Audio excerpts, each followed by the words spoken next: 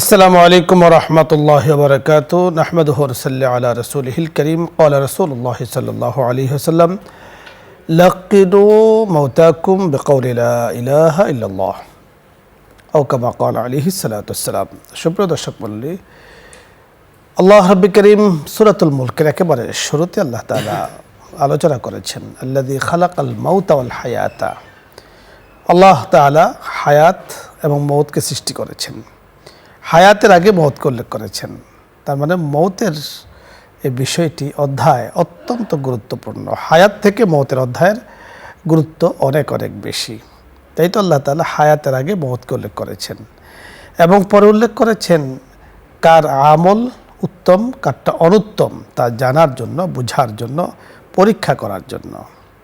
রাসূল আকরাম সাল্লাল্লাহু আলাইহি সাল্লাম বলেছেন, এই মৌতের সূচনাতে অর্থাৎ মৌত হওয়ার একেবারে আগ মুহূর্তে যিনি লা ইলাহা ইল্লাল্লাহ বলেছেন বা কালিমা পাঠ করেছেন তার জন্য নিঃসন্দেহে সুন্দর মৌত, নিঃসন্দেহে কবরের জিন্দেগি সুন্দর এবং জান্নাতের আশা করা যায়। এই জন্য রাসূল আকরাম সাল্লাল্লাহু আলাইহি সাল্লাম বলেছেন, লাক্কিনু মাউতাকুম, তোমরা তোমাদের মৃত্যু সন্ধিক্ষণে যিনি উপনীত হয়েছেন তাকে তোমরা তালকিন দাও, তার কাছে গিয়ে বলো লা ইলাহা ইল্লাল্লাহ, যেন তোমাদের সাথে সাথে তিনিও বলতে পারেন। তাই মৃত্যুর সন্ধিক্ষণে কালিমা পাঠের গুরুত্ব তাৎপর্য নিয়ে আজকে আরও বিস্তারিত কথা বলবেন বিশিষ্ট ইসলামী চিন্তাবিদ, লেখক এবং গবেষক, মিডিয়া আলোচক শেখ মুফতি মাহদি হাসান আল আমিন, খতিব বাইতুস সালাম জামে মসজিদ উত্তরা, ঢাকা। সাথে আছে আমজাদ হোসেন হেলালি। আসসালামু আলাইকুম। শেখ কেমন আছেন? আলহামদুলিল্লাহ, আপনি কেমন আছেন? জি আলহামদুলিল্লাহ, আল্লাহ তাআলা ভালো রেখেছেন। আসলে মৃত্যু বা খাটিয়া, এই মৌত, ওফাত এই ধরনের শব্দ শুনলে কেমন যেন একটা ভয় ভয় কাজ করে আমাদের ভেতরে। তো সকলেই তো মরতে হবে। কাফের মুশরিকরাও মৌতকে খুব কামনা করতো। আল্লাহ তাআলা চ্যালেঞ্জ করে বলেছেন, কুল ইন কুনতুম তাফিরুনাল মাউত, মৌত থেকে পলায়ন করছো কোথায়? পলায়ন করতে পারবে না। অপর আয়াতে আল্লাহ তাআলা বলেছেন, যদি তোমরা মৌতকে চাও তো মৌতকে কামনা করো, তামান্নাউনাল মাউত ইন কুনতুম সাদিকিন। তো এই যে মৃত্যুর সন্ধিক্ষণে একজন মুমিনের জন্য কালিমা পাঠ অত্যন্ত জরুরি, লা ইলাহা ইল্লাল্লাহু মুহাম্মাদুর রাসূলুল্লাহ। এর গুরুত্ব তাৎপর্য নিয়ে আপনার কাছে আমরা শুনবো। আলহামদুলিল্লাহ ওয়াসসালাতু ওয়াসসালামু আলা রাসূলিল্লাহ, আম্মা বা'দ, ফাউযু বিল্লাহি মিনাশ শাইতানির রাজীম, বিসমিল্লাহির রহমানির রহিম। قال الله تعالى في كلامه المجيد يا أيها الذين آمنوا اتقوا الله حق تقاته ولا تموتن إلا وأنتم مسلمون وقال رسول الله صلى الله عليه وسلم لقنوا موتاكم لا إله إلا الله وقال رسول الله صلى الله عليه وسلم إنما الأعمال بالخواتم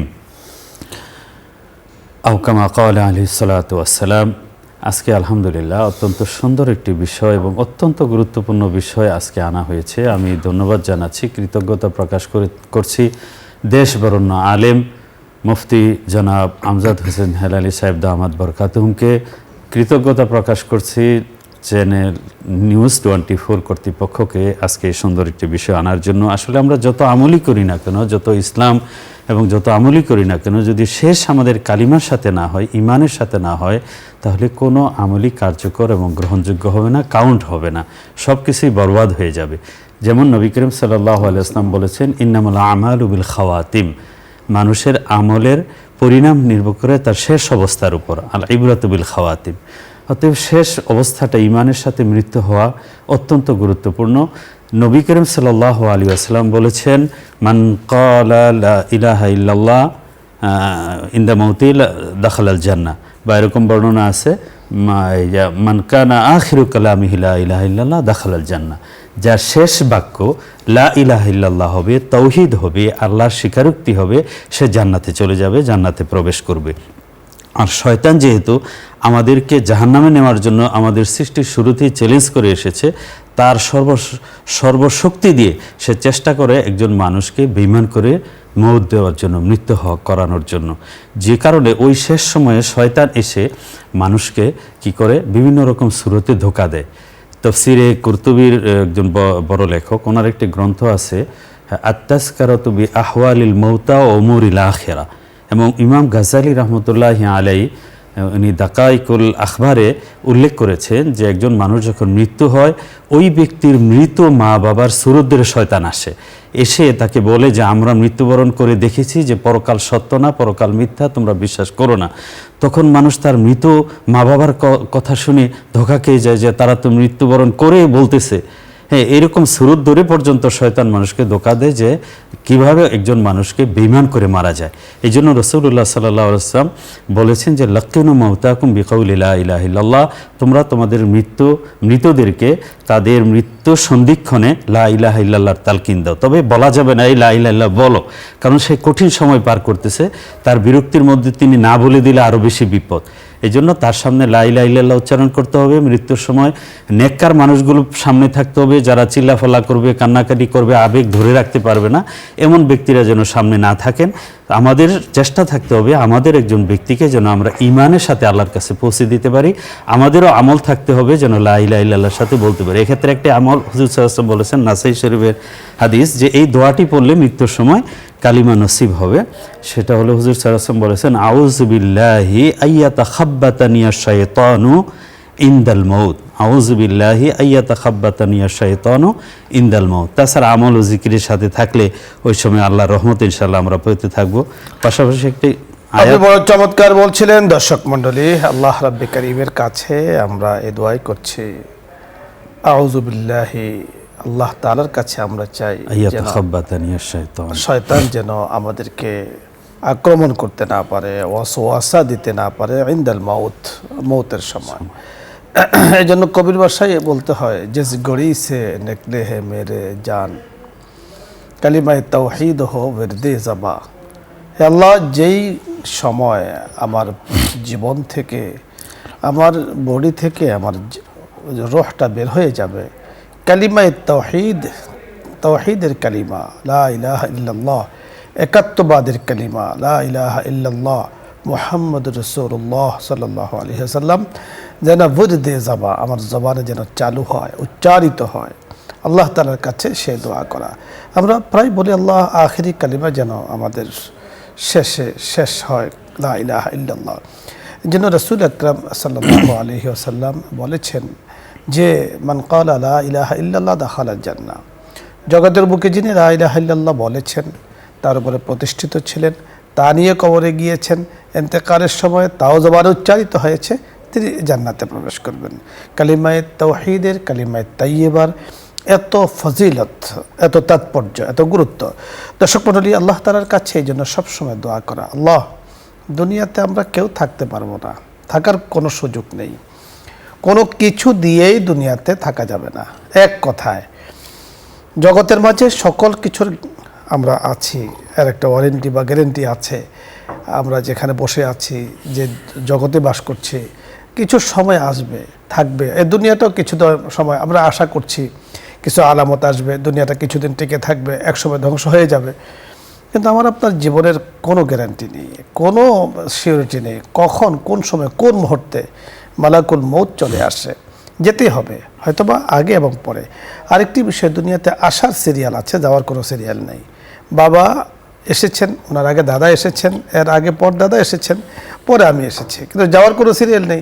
ঘরে বৃদ্ধ বাবা মা তপকাচ্ছেন, কষ্ট করছেন, রোগের সাথে পাঞ্জা লড়ছেন, কিন্তু সুস্থ সবল সন্তান চলে যাচ্ছে। এই ধরনের অনেক অনেক ভুরি ঘটনা রয়েছে। তাই আল্লাহ তাআলার কাছে সেই একই কথা বলতে চাই, জিস গড়ি সে নিকলে হে মেরে বদন সে জান, কালিমায়ে তাওহীদ হো বিরদে যাবা, কালিমায়ে তাওহীদ যেন আমাদের জবান উচ্চারিত হয়। হে করিম, আপনি আমাদের জন্য সে ফয়সালা করেন। দর্শক মণ্ডলী, এই বিষয় নিয়ে অথবা ইসলামের কোনো মাসলা মাসলা সংক্রান্ত কোনো কিছু জানার প্রয়োজন হলে আপনি প্রশ্ন করুন, আমরা চেষ্টা করব কথা বলার জন্য। প্রথমে যিনি আছেন, আসসালামু আলাইকুম। দর্শক নাম বলে পরিচয় দিয়ে প্রশ্ন করুন। ওয়ালাইকুম আসসালাম। একটা প্রশ্ন আছে, বলুন। মা বাবার যদি সেবা করা যায়, করা যায়, তাহলে কি হজের সওয়াব পাওয়া যায়? আরেকটা প্রশ্ন, হুজুর, আসরের নামাজের আগে কি 4 রাকাত সুন্নাত নামাজ পড়তে পারবো হুজুর? আর আরেকটা প্রশ্ন, হুজুর, আমার ছেলে নাই, আমার 2টা মেয়ে, আমার স্বামী যদি মেয়ে দুটাকে দিতে, আবার আমাকে জমি দিতে, কিন্তু আমি বলেছি যে আমি তোমার স্ত্রী হিসাবে যতটুকু জমি পাবো সেটুকু আমি চাই, কিন্তু বেশি আমি নিব না। আল্লাহর কাছে মানে দায়ী হবো। সে যদি আমাকে ধমক দেয়, আমাকে যদি বেশি দেয়, আমি খালিকে না বলার পরে দেয়, খালি কি পাপ হবে হুজুর? আর বেতরের নামাজ আমি 2 রাকাত পরে বসি হুজুর, বসার পর দাঁড়ায় যায় আর 1 রাকাত পরে মানে তাকবীর দিয়ে বুকে হাত বাঁধে মানে কুনুত পড়ে ফেলে সে যাবি। এভাবে কি পড়লে হবে না? তাকবীর না দিয়ে মুনাজাত করে দোয়া কুনুত পড়বো হুজুর। আসসালামু আলাইকুম। মৃত্যুর আরেকটা প্রশ্ন হচ্ছে যে মৃত্যুর আগে কি মানুষ কি কোনো কিছু বুঝতে পারে হুজুর, আলামত হিসাবে যে মৃত্যু হওয়ার আগে? আসসালামু আলাইকুম। ওয়ালাইকুম আসসালাম ওয়া রাহমাতুল্লাহ। অনেকগুলো প্রশ্ন আপনি একাই করেছেন, ধন্যবাদ। প্রত্যেকটি প্রশ্নই অত্যন্ত গুরুত্বপূর্ণ। প্রথম যে প্রশ্নটি করেছেন, মা বাবার খেদমত করলে হজের সওয়াব পাওয়া যাবে, এই ধরনের কথা আছে, সহি সনদে বর্ণিত কিনা? জি আলহামদুলিল্লাহ, বোনকে ধন্যবাদ যে তার প্রশ্নের মাধ্যমে সমস্ত দর্শক শ্রোতারা জানতে পারবে যে হ্যাঁ, মা বাবার খেদমত করলে হজের সওয়াব পাওয়া যায়, এটা সত্য কথা। মা বাবার দিকে তাকালে হজের সওয়াব হয়, কিন্তু এটা ফরজ হজের বিকল্প নয়। এটা যেন আবার কেউ মনে না করে যে আমি মা বাবার খেদমত করব, হজ করার প্রয়োজন নেই। এটা বড় চমৎকার বলেছেন। যার উপরে হজ ফরজ তাকে হজ করতেই হবে। উনি যদি চিন্তা করে যে বাবা মার খেদমত করলাম, হজটা না করলেও চলবে, এটা হবে না। নামাজ প্রত্যেককেই আদায় করতে হবে। নামাজ পড়ে মা বাবার সেবা করলে অনেক সওয়াব।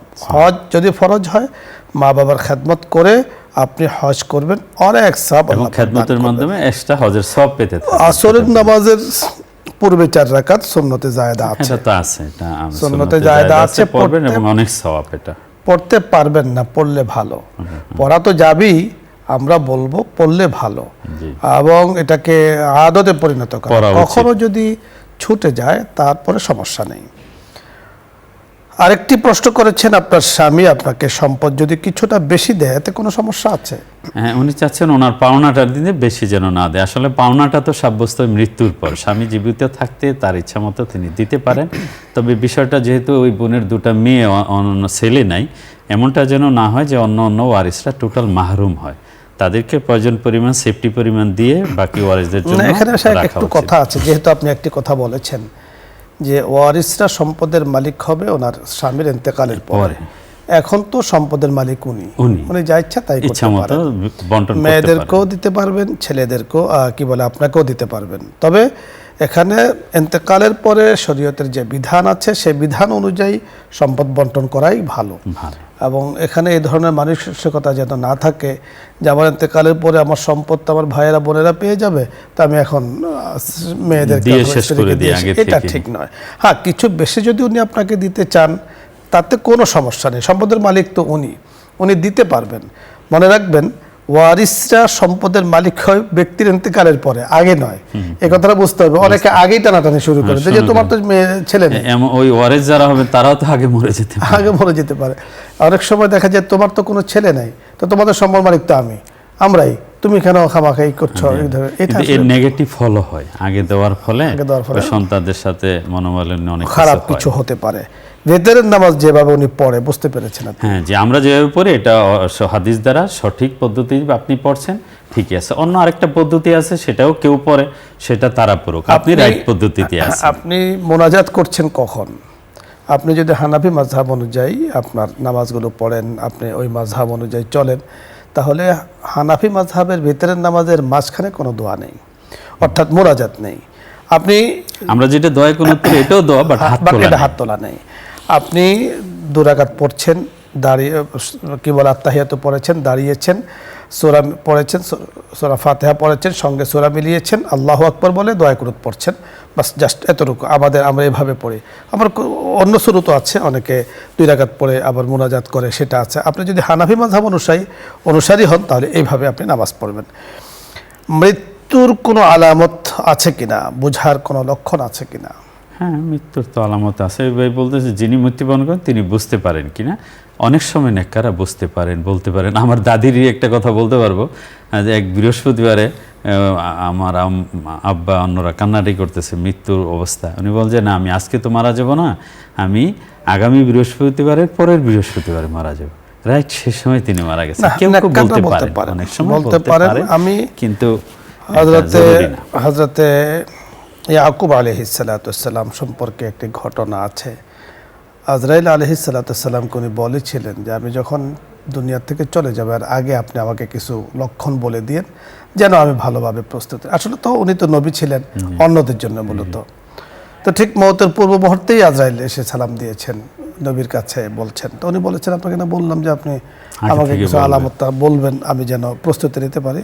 তখন উনি বলেছেন যে দেখুন আলামত আপনাকে দেয়া হয়েছে, হয়তো আপনি বুঝেননি। আমাদের প্রত্যেকটি মানুষের কাছে আলামত আসে যে আপনি ছিলেন শিশু, সেখান থেকে নওজোয়ান, সেখান থেকে তাগড়া যুবক ছিলেন, এরপর একটা পর্যায়ে কুজু হয়ে গিয়েছেন, শরীরে শক্তি কমে গিয়েছে, এটাই মতের আলামত। কাঁচা চুলগুলো পেকে গিয়েছে, কাঁচা চুলগুলো আপনার পেকে গিয়েছে, এটাও একটা আলামত। আপনি আগে ইচ্ছা করলে অনেক কিছু করতে পারতেন, এখন সেটা পারেন না, এটাও মতের আলামত। ঠিক প্রত্যেকটা মানুষকে বুঝতে হবে যেগুলো মতের আলামত। প্রতিদিন সকাল সন্ধ্যায় কিন্তু আমাদের কবর আমাদেরকে ডাকতে থাকে, আমাদের ঘরে আসতে থাকে আজরাইল যে মওতের জন্য প্রস্তুত হও। এজন্য এগুলোকে বুঝেই সারাক্ষণ মওতের চিন্তা করা, ধ্যান করা। আল্লাহ তাআলা আমাদেরকে তৌফিক দান করেন। পরের দর্শক জি, আসসালামু আলাইকুম।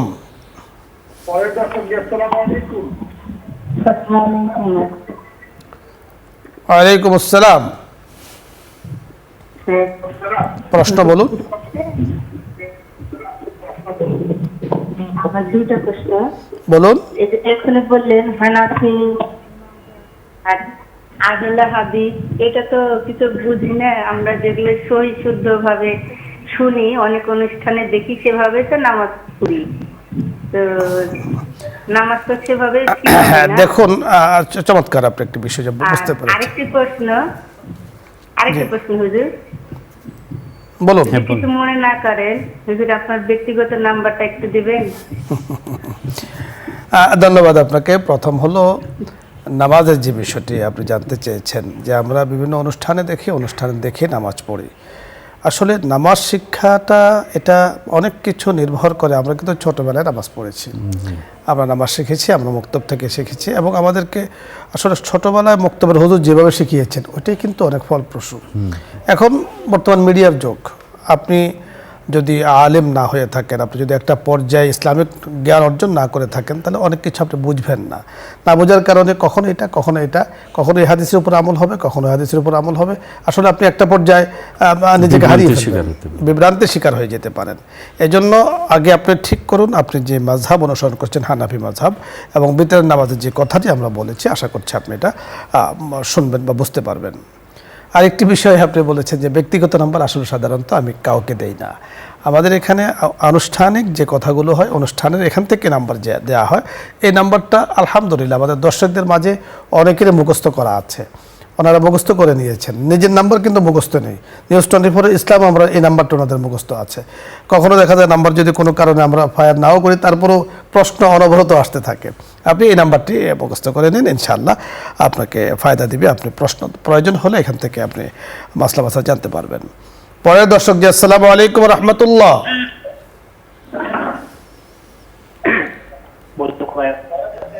হ্যালো, আসসালামু আলাইকুম। হ্যালো, প্রশ্ন বলুন। আসসালামু আলাইকুম। ওয়ালাইকুম আসসালাম, শুনতে পাচ্ছি, আপনি প্রশ্ন বলুন। হুজুর, আমি দুইটা প্রশ্ন করতে চাই। জি বলুন।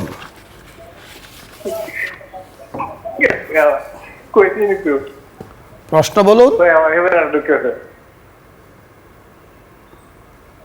আপনার প্রশ্ন বলুন। আমার প্রশ্ন হলো হুজুর, এই যে তাকবীরুল্লাহ সময়টা কখন থেকে? প্রশ্ন হলো তাকবীরুল্লাহ সময়টা কখন থেকে হুজুর? জি জি, দ্বিতীয় প্রশ্ন। জি, দ্বিতীয় প্রশ্ন বলুন। জি জি হুজুর, এইটা প্রশ্ন।